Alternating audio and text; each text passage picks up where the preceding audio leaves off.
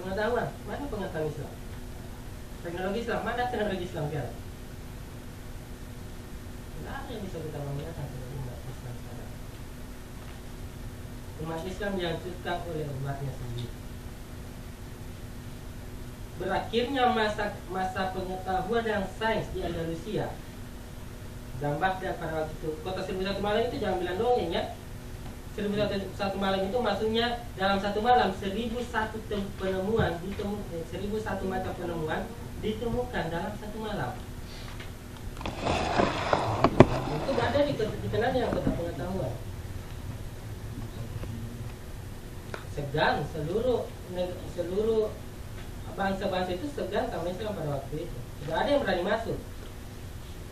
Pas muncul pemahaman tentang filsafat itu bisa menyesatkan, logika itu bisa menyesatkan, ya kan? Dan ini diterima oleh kaum awam kebanyakan, dan banyak para ilmuwan itu akhirnya maksudnya pergi, ya kan? Para filosof-filosof besar akhirnya pergi karena itu dicap kafir. Sosial pada waktu itu menjadi rapuh dengan sendirinya. Karena kenapa? Karena filsafat itu kafir. Yang benar itu kalau kita menggunakan hati. Jadi masing-masing sibuk beribadah di rumahnya masing-masing, masih di masjid, tinggal saja di situ, ya kan? Melupakan irama sosial. Apa yang terjadi? Andalusia diruntuhkan, Baghdad diserang. Hancur. Ya kan? Coba kalau filsafat sains kita ini kita tidak tolak. Saya yakin pertahanan sosial kita negara itu tidak ada berani masuk. Tidak ada berani masuk. Sama-sama tadi filsafat itu orang pasti terlibat dalam dunia sosial ya. Memperbaiki masyarakat ya. Beda kalau kita lebih cenderung kepada hati. Bukan saya menolak hati itu penting bagi kita. Cuma kalau terlalu ekstrim bahaya juga. Karena hati itu sifatnya individu kan, individualistik. Akal ini sifatnya dia keluar, hati ini sifatnya ke dalam kan, hati kan ke dalam. Coba antum gunakan akal dan hati. Contoh sederhana, walaupun kurang tepat, ini analogi ya.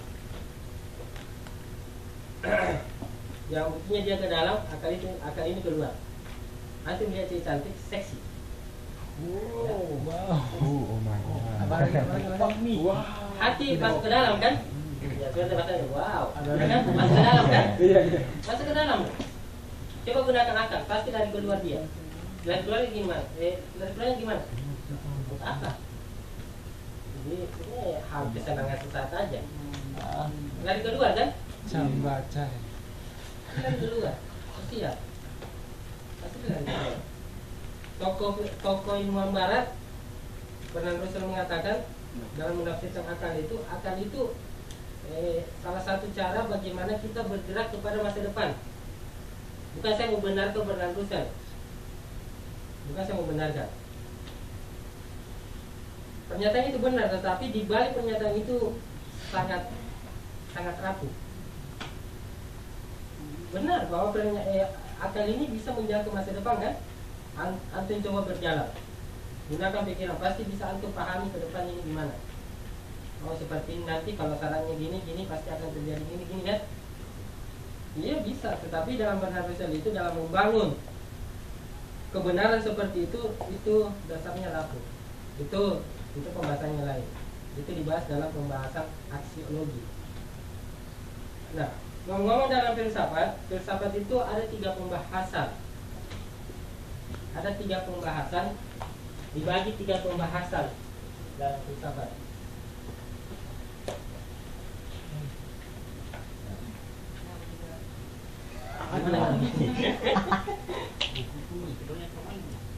Panitia yang salah ini. Panitia, pikir panitia di sini. Pembahasan dalam filsafat itu sebelumnya ini, filsafat itu secara umum dibagi, ada disebut dengan filsafat teoritis dan ada disebut dengan filsafat praktis. Nah, filsafat teoritis ini adalah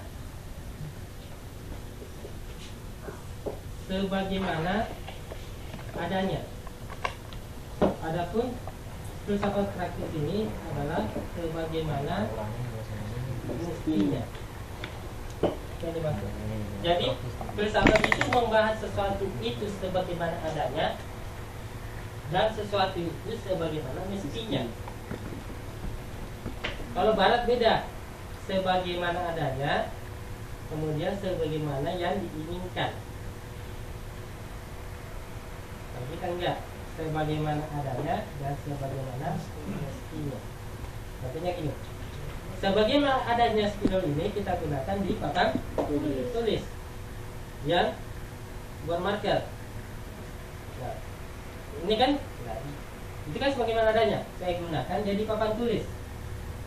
Ini sudah sebagaimana mestinya, karena sudah praktis. Ini termasuk. Tapi ketika saya gunakan yang permanen, itu kan tidak sebagaimana mestinya kan? Jadi sebagaimana adanya itu tidak nyambung dengan sebagaimana mestinya. Apa yang terjadi? Kekacauan terjadi.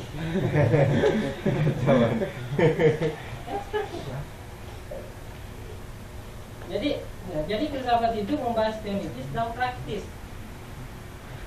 Dari masalah sosial. Pembahasan dalam filsafat teoritis itu seperti masalah ontologi, kemudian epistemologi. Ini pembahasan dalam filsafat teoritis. Nah, pembahasan dalam filsafat praktis itu yang kita sebut dengan aksiologi. Aksiologi ini membawahi beberapa pembahasan seperti hukum, etika, politik, ekonomi, sosial. Gitu dia. Jadi ini yang dikatakan kenapa filsafat itu unik segala ilmu.